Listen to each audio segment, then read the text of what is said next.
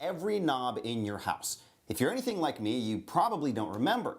Well, right now the CDC says you should be doing it every day. Health officials say you should clean and disinfect frequently touched areas like doorknobs, tables, light switches, keyboards, and faucets. Don't forget your smartphone.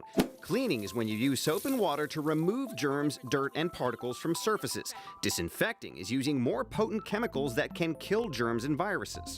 The CDC says most common EPA-registered household disinfectants will work, but in case of a shortage, you can also make your own with bleach. 4 teaspoons per quart of water. Be sure to do this in a well-ventilated area, and remember, never ever mix bleach with any other household cleaning product, especially if it has ammonia. You could accidentally make chlorine gas, which could hurt or even kill you. Besides, the CDC says when mixed properly, bleach and water are perfectly safe and effective against coronaviruses. In Arlington, I'm Eric Alvarez.